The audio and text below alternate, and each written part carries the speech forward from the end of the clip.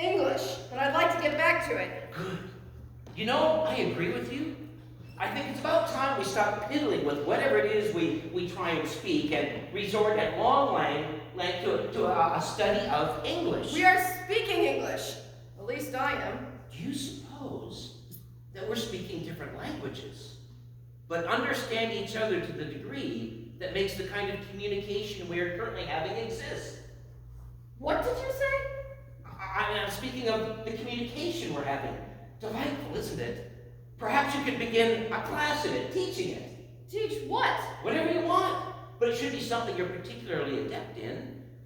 What do you suppose that would be? What would be adept at what? Oh, you're very good at coming up with questions. You got them laid right out there. We will have you write the tests for us. Pastor, I don't know what you're talking about. Modesty. Modesty.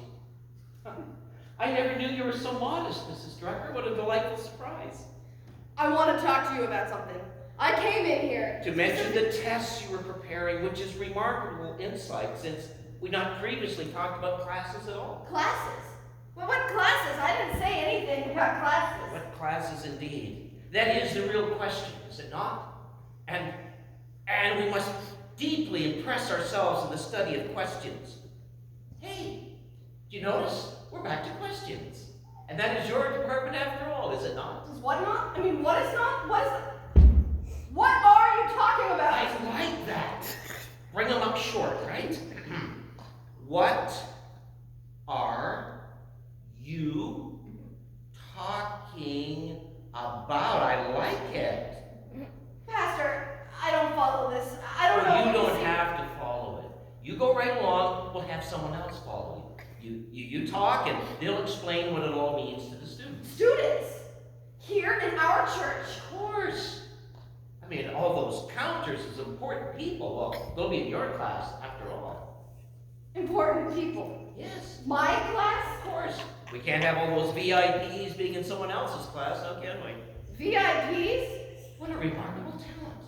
Remarkable, the way you come up with questions. Did I tell you that before? I have no idea. Probably did. A remarkable talent. You come up with questions as fast as some people come up with peanuts. Peanuts? Peanuts? When you got a bag of them handy, of course. I mean, you can't eat them if they're not handy, can you? Why peanuts? Why indeed? I don't care for them much myself. They get your teeth, and no one can eat just one of them. I feel a little confused. Happens to the best of us upon occasion, and what if we don't happen to belong to the best? Well, you can see what easily could happen. Now look, I've got most of the questions written down, and come back some other time, we'll go over the rest. I don't feel so good. Yeah, you're looking a little pale. Earlier, you were quite red when you came in. Do you have seasons when you change color, Mrs. Drucker? Well, what? Oh, never mind, I can see where the memory might bother you. Look, can I make you some tea? Perhaps that would be a good idea. I don't have any tea, regular tea, that is, so I make my own. I put leaves in, well, not the worm, but I like jasmine best. Do you like jasmine? Well, I don't have any real jasmine, so it's the regular stuff with some jasmine flower, put it in a blender, whip it all up. Perhaps I better not have any. Then I add some nutmeg. Oh, I love nutmeg. I'm sure you do too. And then there's a bit of honey, and then some cinnamon. Mrs. Drucker, what seems to be the matter? I must leave. I have an appointment. The flu.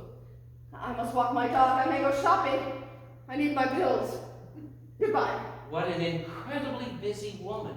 And yet you took the time to come here and talk to me about classes and questions in Spanish and all. Yes. I'm sorry. Goodbye.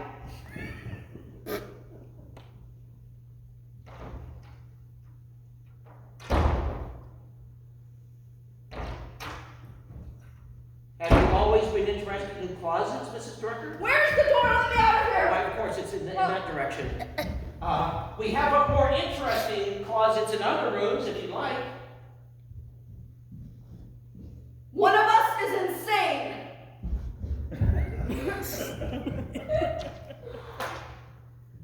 May the Lord forgive me and have mercy on us both. Was that Mrs. Drucker I just saw leaving? Yes. Well, what happened? Did she tear at you so powerfully that you have a fit? She did seem a little confused. But how did she get into that condition? How indeed. She wasn't confused when she entered your office. She was well stoked to prepare a series of blasts from a very hot furnace. Yes, I know. Well, what happened? We didn't get to it. You didn't get to the problem. What'd you do? Hypnotize her? Actually, I think in legerdemain it's called distraction. Ah, must have been some distraction. If it made her forget the storm she planned to overwhelm you with. I actually knew what it was about. And so I thought I could prevent it. Unfortunately, we're now going to have to call a meeting of the entire church to see if we can circumvent that portion of the VIPs who think that because they support the church liberally, they have a right to dictate how we were to follow Christ's commands. You know, it's strange. We train people to be ministers. We hire them to lead us based on that training. And then we fight them tooth and nail when they try to do it. Well, not all of them, of course, but some. Well, what seems to be the difficulty this time? The church isn't being used. I beg your pardon? The church isn't being used enough, or is being used too much by people who aren't members of the church. Giving us a chance to witness. Yes, we're called to be servants. When we are, we can be impressive, I believe. Well, so do I. Many of us do. That's what I'm counting on. So let's get this meeting organized so we can stop this difficulty before it becomes a problem. Right. Let's see. Our pose to reaffirm our commitment to the community and to other services. How does that sound? Actually, no. It's to open up the education wing to a midnight to 7 a.m. emergency service, open up to the whole downtown area. You don't do anything by half measures, do you? Paul told us not to be indolent in the faith. Isaiah said to put on the whole cloak of the righteousness of God. Jesus said, love the Lord your God with all your heart, all your mind, all your strength, and all your soul. Well, poor Mrs. Drucker. I suppose she'll just have to leave this church. Oh, no. No, I plan to make Mrs. Drucker the chairperson to the liaison committee to the emergency operation. What? Well, now you're doing it. She's got a lot of energy, a lot of drive. It'll be good for her. You know, in a good, of course, but frightening way, I think you're dangerous. I pity the poor woman who becomes your wife. Terrible. I'm glad you brought that up. There's a little something that I would like to talk to you about. Oh, no.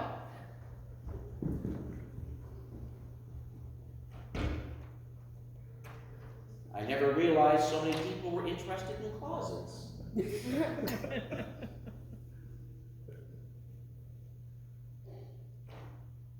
Oh, no. Curtain.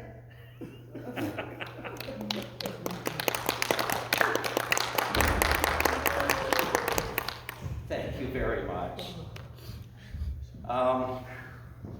I think part of the ministry of Covenant Players is to try and hit themes and targets and points of interest and where the body is growing, celebrating, and struggling. So that's our desire. Today we're doing a variety of plays on different subjects.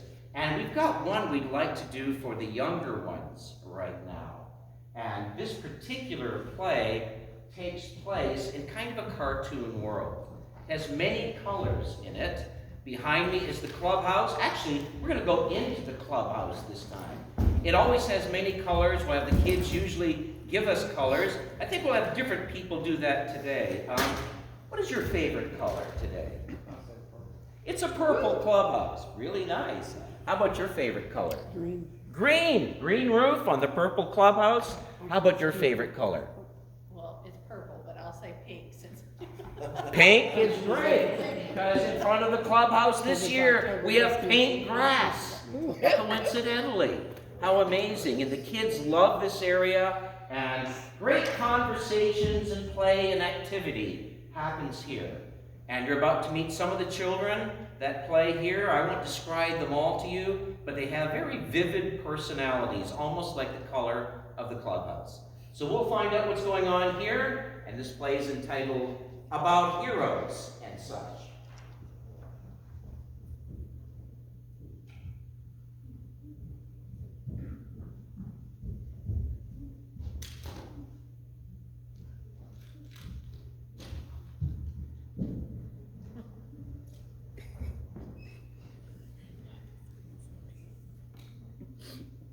My hero is Jesus. What a weird kid. Jesus isn't any kind of hero. He hasn't time for that stuff. He's too busy in church, listening to people pray and stuff. Well, actually, Jesus doesn't have to be in church to listen to people pray. He does too. We always pray in church. Jesus can hear people pray wherever they are. Actually, I never thought of Jesus as being a hero. I thought of him as... Be quiet, Stanley Blodgett. No one asked your opinion. Well, I think I would like to hear his opinion. Do you think you'd like a belt across the nose too? No, I don't think I would. And stop butting in. We don't want Stanley Blodgett's opinion. Well, None I of was us. just going to say that I see Jesus as someone who would care and love people. Be quiet, Stanley Blodgett. Jesus could lick anybody if he wanted to. I just don't think he'd want to. I see him as loving Look, people instead of being a hero, Jesus- getting into fights and like that. Jesus listens to prayers. That's it. Actually, Cleo, you can't limit what Jesus can do and can't do, but of course he does listen to prayers. Anyway. Well, I still say Jesus is my hero, even if you hit me, Cleo. Come on, Cleo, you gotta let us have our own opinion now and then. I mean, I see Jesus as better than any of the people of wisdom and greatness. I mean, he could beat Mr. Fisher in chess. He knows more than Einstein. He could invent more than Edison. And he could beat Gore and Vidal in debate. What are you talking about? I see Jesus as being greater than the greatest men of wit, wisdom, and knowledge, which is, of course, the zenith of human achievement. Well, I see Jesus like in that beautiful painting. All handsome and hero-like. He has such beautiful blue eyes. Nah. He sits there in church, up in the rafters somewhere, and he listens to all the prayers that everyone aims at the cellar. He listens very carefully, so you better pray good. I even pray in church. I see Jesus with a warm look on his face as he offers joy and peace to all us loser kinds. Well, it's clear. Jesus is and can be all things to all people. Isn't that great? That means there's hope for every one of us. Curtain.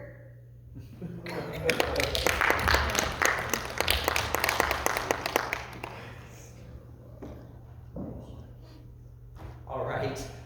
Thank you. What we would like to do right now is get some of you involved up here with us before we do our major play. And you don't have to volunteer for this. I'm just going to grab a few people, all right? All right. Pastor, if you would come up and join us, that'd be wonderful. If the pink lady would come up as well, that'd be terrific. Let's see. Would you come up and join us? Are you sure? Okay. Would you come up and join us? That'd be wonderful. Would you come up and join us? And let's see. Would you come up and join us? Yeah. And would you come up and join us? All right. Form a line up here. Okay. And that's great. And I'm just going to move us around a little bit. I'll put you on the end, Pastor. If I could have you right between these two right here. That's wonderful. First of all, thank you for volunteering. So appreciate that. We're going to do something. We like to do this often. You may have done something similar. Would you all turn and face this direction? And give yourself just a little bit of space, if you would, like this way. Yeah. All right, and maybe just back up a little bit, Sam. We'll give a little bit of space. There we go. Great. All right. In a moment, Sam is going to do a mime. What is your name? April. April. Some actions with no words, April. You'll see it once. You'll lock it in. And then you'll turn and tap your name. Everyone look that way. It'll be on I'll video. You're video. good. You're good. When Alondra is tapped on the shoulder, she'll turn around. April will do the same line for you. Some actions, no words. You get to see it only once. Once you see it, you'll turn and tap. Amy will turn. She'll see the same line. She'll pass it to Anna. When you're tapped, Anna, you'll turn. You'll see the same line. You'll turn and tap. Angela will then see it and tap Richard. Now, Richard has a problem. There's no one for him to pass it on to. So when Richard sees it, we'll have him come front and center and show the mime for you, which I am sure is very much like the one we start with.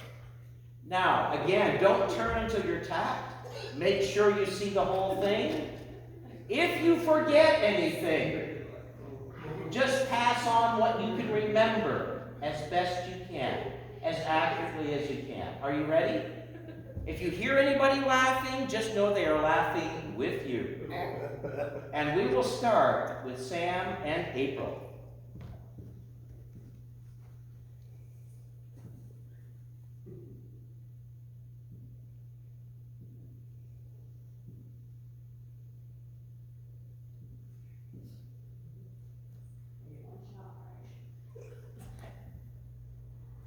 Oh, yep, they will tap, you'll tap her. Yep. Go, yep, there we go.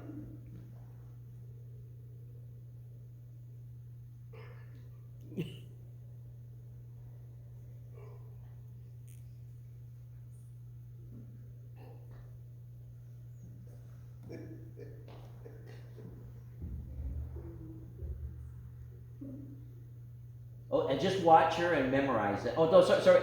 Stay watching her the whole thing. But don't copy it yet. Oh, sorry. You'll just watch her do it, memorize it, then you'll turn and tap it, but don't follow her motions until she's done. All right, here we go. Yeah.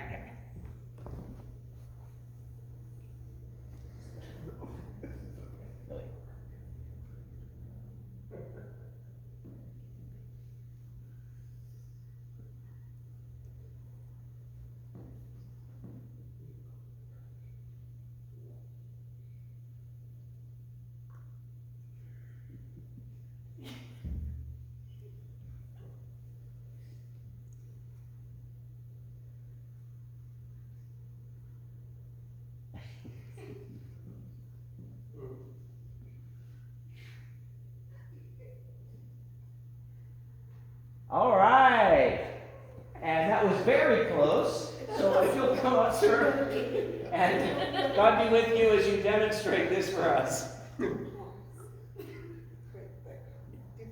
All right, if you'll wait there, that was very cool. Well, first of all, let's give them a hand for getting it all the way through. That was the job to get it all the way through. But we will take a look, and Sam will now demonstrate for you, the people in the line, what the original mime was.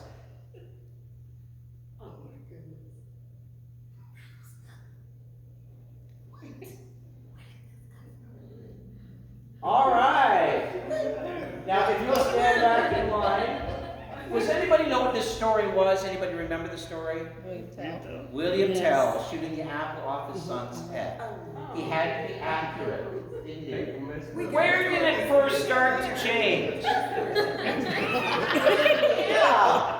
I thought this line was original, it was different, and we made the right things in there, just in a different order. And we gave birth as well. And it was interesting to see how that child carried on all the way through. It's a powerful symbol that stays with us. Yes, and certainly the bus, the bus stop or whatever, or the horn or whatever, it was going pretty immediately. And here it got shortened somewhat. I mean, why do all the extra stuff? We shortened it a little bit, and we kept it going, and still at the end, we still had a child. So that was good. You really delivered, everybody. Sorry. Yeah, and and just a lot of illustrations can be made out of this, obviously. And the one I would like to make tonight, and I would say this if there's a lot of people here tonight, I would just say there's a lot of us that know a lot. We know a lot about our faith. We know a lot about the Bible. We know a lot about the good news. We've all heard it.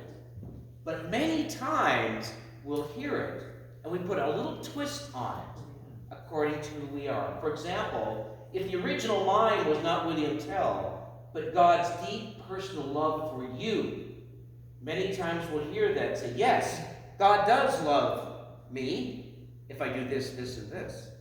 Or God loves me if I don't do this, this, and this. Or God loves everybody except me. Or I sure hope God loves me.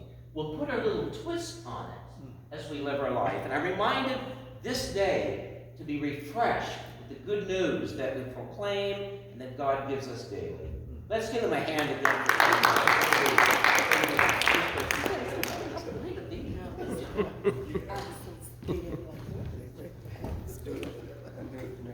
Did it look like William Tell shooting the apple off his son's head by the time he got to the end?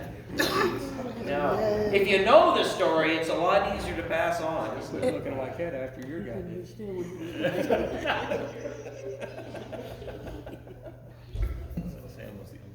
We are at the point where we're going to be doing our final play, and I would just say before Aaron sets this up, a lot of plays are written with different inspiration, and this was written because of somebody having this exact experience, and it might be very relatable for all of us.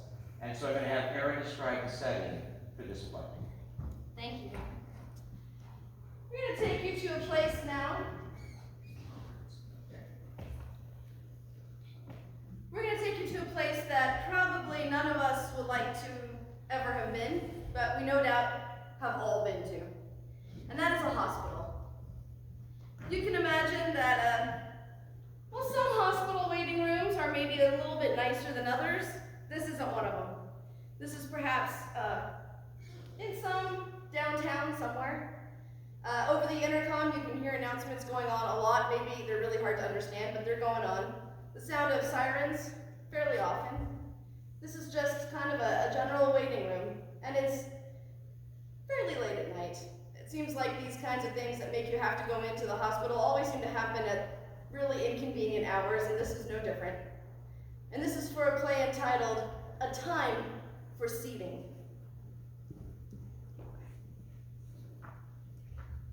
Take it easy there. Be careful. Watch out, look at me. Take it easy. All right.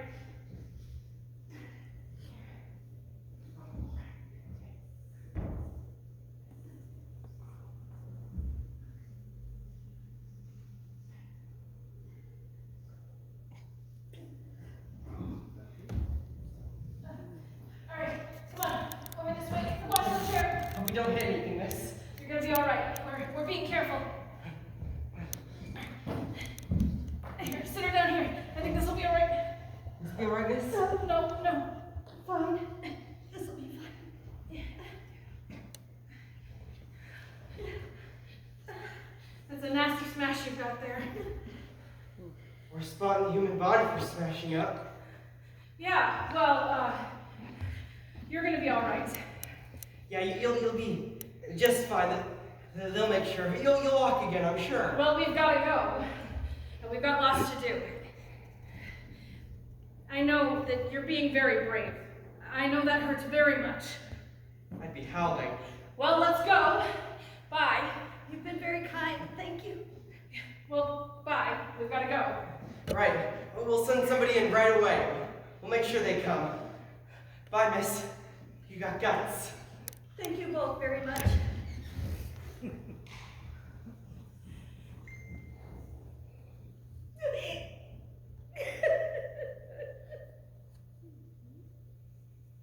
It hurts. I wish somebody would come and bring me a pill or something. I've never felt anything like this hurt so bad.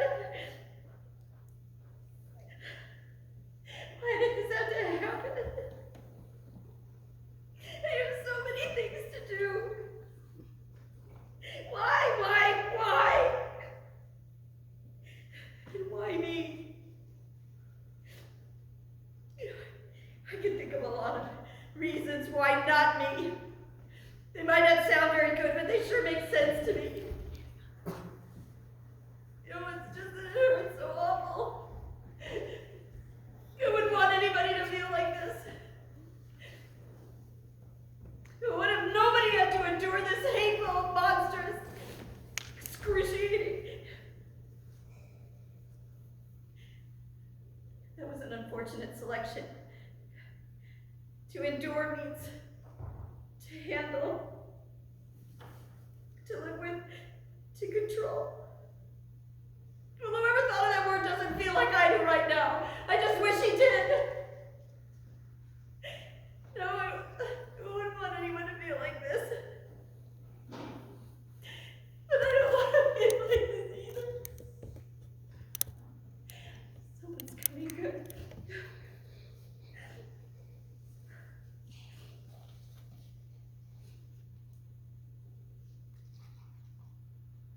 You're not the doctor. Doc? That's a laugh. Wish I was. That I wouldn't be sick all the time. I was hoping that you would be the doctor. Long time before you see a doc in this hospital. Are they that busy? No, they ain't busy. They just don't give a flamin' hoot, that's all. I can't believe that. I mean, this is a hospital after all. So, Hospitals are a place where people are dedicated to curing the ill and relieving pain. baloney, it's just a job. Good money, too. No, they care. I'm sure of it. Then why are we waiting? Why don't they take care of us? You just got here. How long you been here? Why don't they take care of you? I haven't been here too long. Why should we have to wait at all? Besides, my gut. Sorry, my stomach hurts. Let's do that. Well, they'll come soon. You'll see. No, they won't. They don't give. They don't care, that's all. Yes, they do. I've been in hospitals before. I know they care. Relax, sister. Don't get yourself into an uproar. I've been in hospitals before. I'm used to it. You got a long wait ahead of you. They'll be here. Any minute now. Any day, you mean. Been in hospitals before, have you? By the look of them clothes, I'd say not this kind, not this part of it. What do you mean? This is the emergency section of the general hospital. You don't get it, do you? I mean, it's free clinic, welfare stuff. But you ain't never been in a free clinic before. No. But the people, they're doctors and nurses, and they... Baloney is just a job. 8 hours on, coffee breaks every 20 minutes. Grabbing gossip most of the time, making passes I at can't each believe other, that. reading those romance... When I was brought in here, everybody I saw was busy and alert looking. You saw all that? Was that me? Who you kidding? Yes. I'm trained to be observant. I mean, I don't hurt with my eyes. They've got to do something. Yeah, well, I hurt all over when I hurt. And I hurt most of the time. What's your trouble? Living. A whole mess. I got more problems than you can imagine. I imagine. I suppose that's the right word, all right. What's that mean? I just think you probably do imagine a lot of those troubles. That's what you think. Just because you don't got I any. have some. Oh, yeah. What dress to wear? What guy to date? Stuff like that. My knee hurts. You got that all right. But you ain't got no money problems.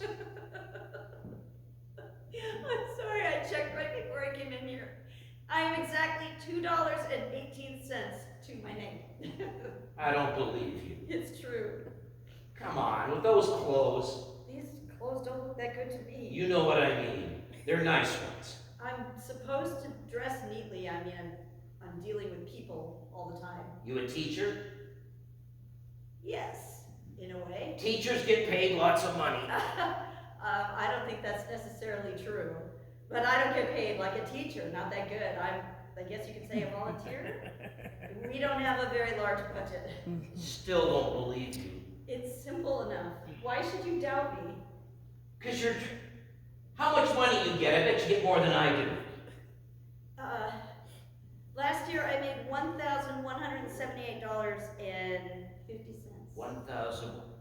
The whole year? That's right. Oh, that's crazy. No, it's true. Come on, no one can live off that. Well, I get room and board, and that's in addition to the 1,178. Why are you trying to con me? I ain't that stupid. Just because you're educated and got them fancy clothes. These are fancy clothes. They're nice. I'm gonna take that as a compliment, thank you. I still don't believe you. It's simple, I'm a Christian worker in the mission field. Missionaries dress like you? Yes, but hopefully better. Missionaries live in this year, in this century.